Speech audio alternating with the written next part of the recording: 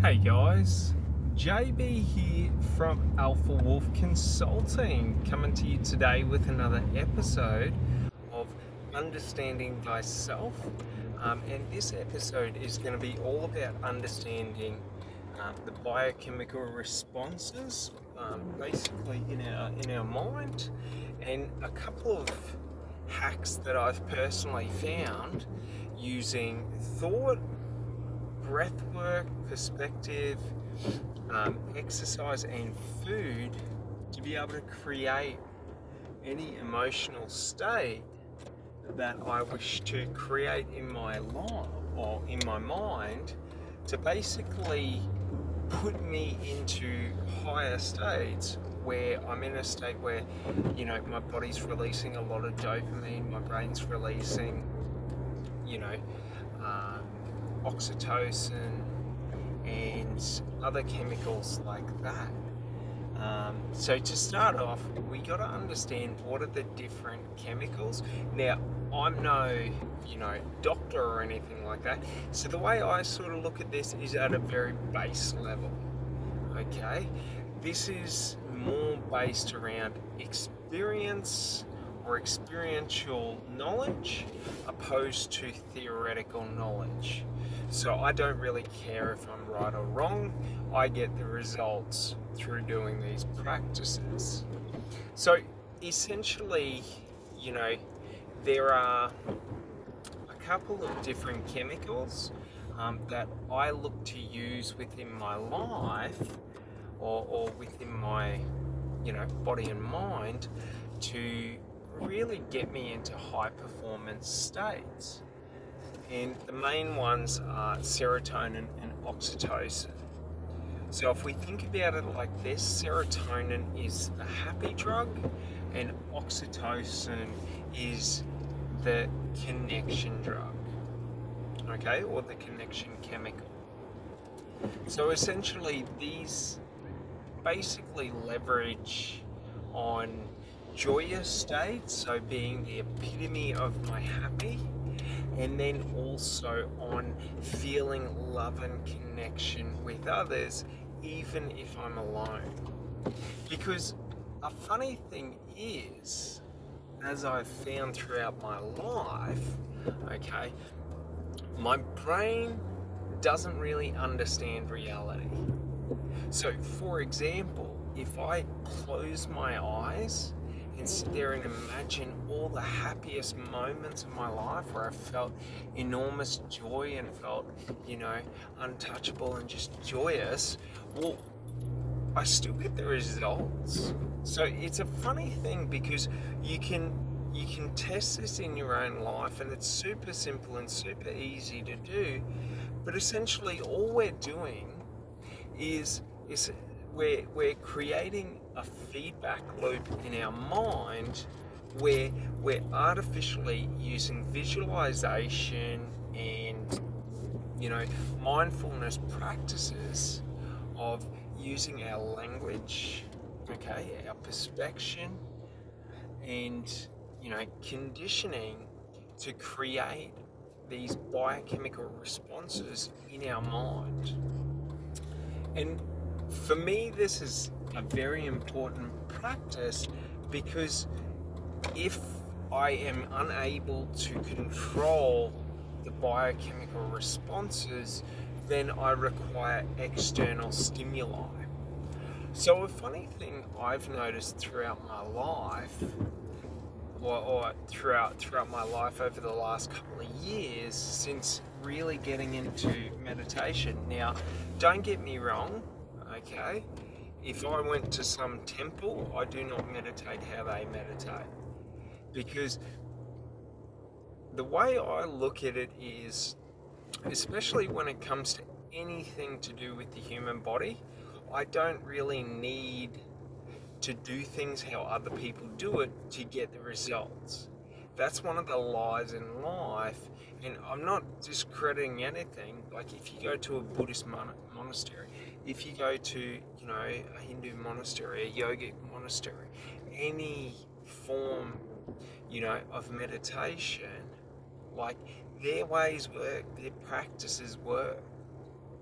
But as I've realized throughout my life, I was first introduced to meditation in high intensity training. So when I was, 16 to 22, 23, 24, I used to train about 2 to 3 hours a day in high intensity weight training, cardio training. Um, I used to do circuit training and things like that. And I used to use meditative states to distract my mind. So essentially, if you've ever lifted heavy weights, like when you're truly pushing yourself, okay, the key is to identify a point on the wall and just stare at it intently and then just punch out the weight and just keep pushing, because when we're able to do that, we're able to sort of stop ourselves from really noticing the pain.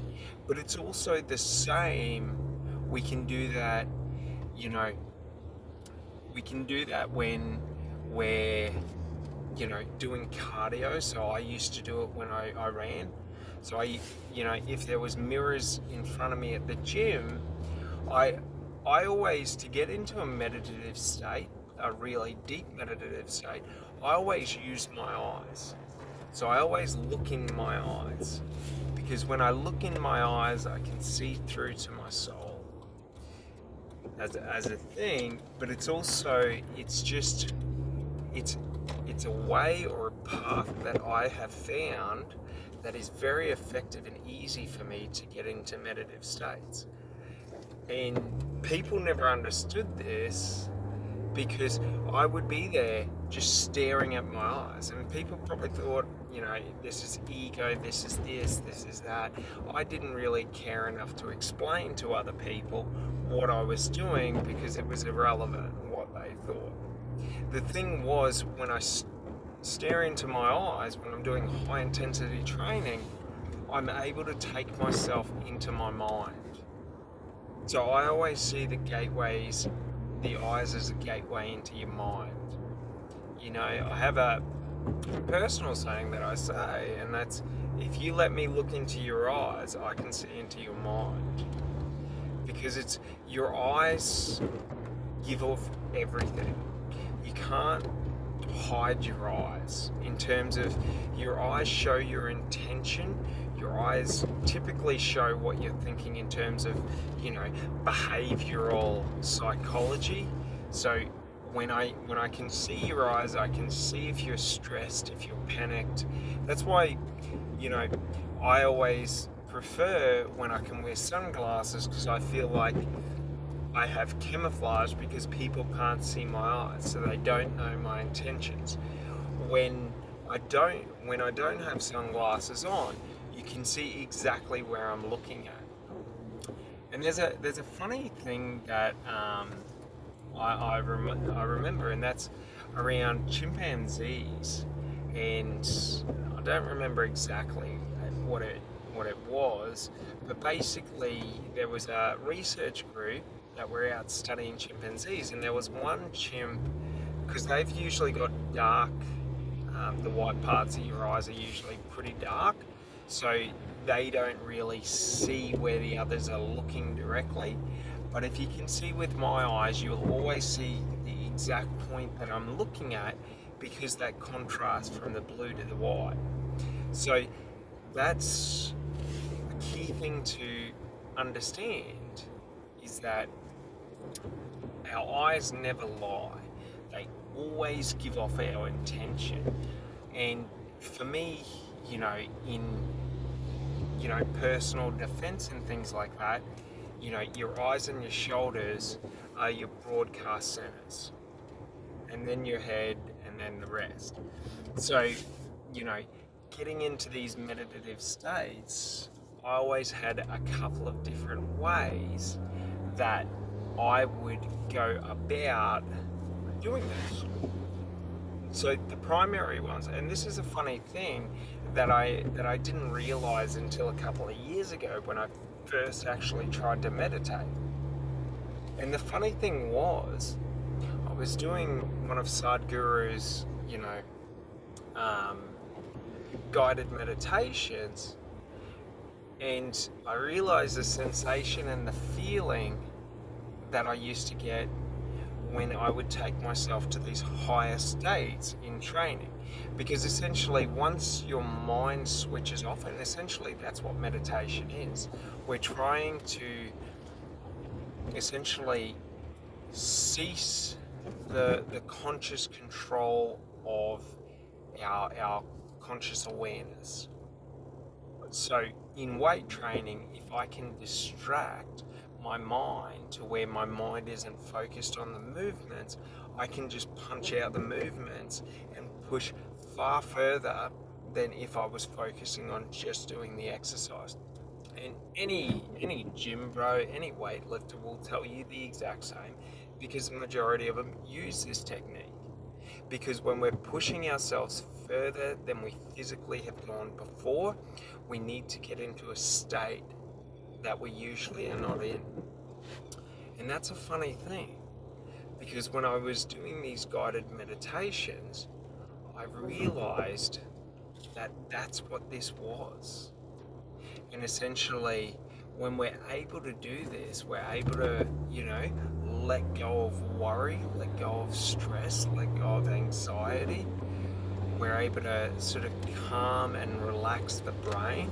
And sort of what I put it to is, when I meditate, my whole goal is to have my subconscious mind, okay, take over, and I try to basically diminish my conscious awareness. So I don't want to be focused on the sounds I'm hearing. I don't want to be focused on if people are coming in and out of the room. Like, the whole goal is to get to that state where we're not aware of our surroundings. And it's a funny thing, because especially when doing meditation, I have noticed that I'm able to then influence my biochemical responses. So like, if, for example, I'm feeling anxious or stressed, well, I'm able to let go of that anxiety and stress and sort of work on thinking clearer. Because when I'm in a stressed state, I've got a negative biochemical response happening where my body's dumping in a lot of stress hormones and things like that. For me, having ADHD and growing up with ADHD, I've always had a high amount of nervous energy. So like, for me, being in a highly anxious state is quite normal, or it used to be quite normal. Now, the way I put it is, like, because my mind doesn't shut off in the context of, if there's something worrying me or if I'm stressed, my mind will be running a mile a minute trying to solve that problem 24 hours a day. So like, a problem with me is I get very, very highly strung, and the higher strung I get, the more limited I believe my options are. I start responding to everything instead of, really being able to decide what I want to focus on. And it's funny because with this in my life, I talk about it as like, it's like being on a ledge. So the more sort of stressed I get, the more high strung I get, I feel like someone's standing on a ledge in a skyscraper on a windowsill. And the longer I stand on that windowsill, the higher the likelihood I jump, because I cannot stand that anticipation nervousness. And it's funny because until I started investing into, meditation and really understanding the difference in my biochemical responses and states, what would happen is I would always be this highly strung, highly anxious person that didn't think clearly, didn't make good decisions, always felt the need to drink to excess, to smoke to excess, to take drugs to excess. Like, I would always be like in a self-destructive mode in life. And I realized it wasn't healthy to me because I was always in the fight or flight mode. And the problem with that was I didn't feel like there was options. I didn't feel like I was in control. I always felt like I was the victim of those around me. I cared too much about what other people thought. So it really affected me negatively, especially in my working life, because I was a highly volatile person. And that's one of the funny things I've realized. The more I've invested into sort of controlling my biochemical responses in my mind, is I can now have an even spot to where I can be standing on a ledge and it doesn't bother me. That's the thing. And the reason I invested so much into this was because I always wanted to perform, or I always seek to perform at a higher level. So, I used to work in high ticket sales, or that is, one of the professions I work in is high ticket sales. So when we're talking about commissions between the, 10, 20, 30,000 up to 200,000-300,000 for the company, there's a lot of pressure if you're not able to control yourself, because it's so high stress and high stakes.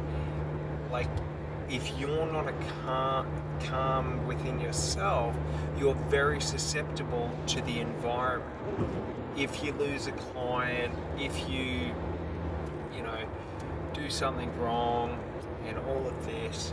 So for me, there was a very high reason, or a very, very high incentive to really understand this at a high level.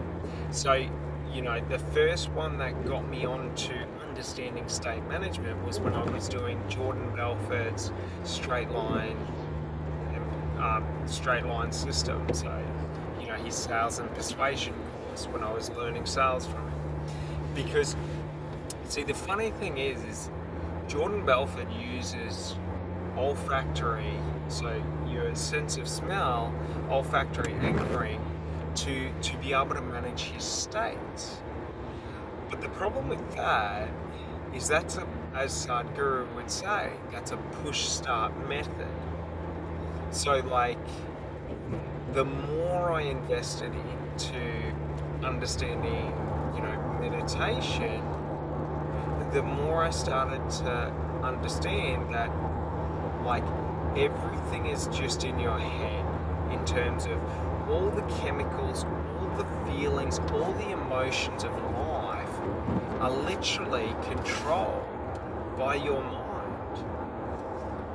And the funny thing is when we start looking into what makes our mind tick, well, then we see its language, its belief, its narrative, its perspective. If I believe people do things to me, or I just see people taking actions, they have two complete different meanings. And that's a really funny thing, because when I'm able to understand what are the triggers for different chemicals in my mind, so for example, if I choose to feel like I'm the victim, to feel like I'm not in control of my life or mind, well then I'm going to constantly, feel in a state of stress because I don't have the power to be able to make decisions, to take actions. So it was through seeking, to be self-sufficient within myself that I really started looking into, well, how do I control the different emotions, the different feelings, the narratives that go on in my head in terms of, really focusing in on trying to be able to create, cultivate,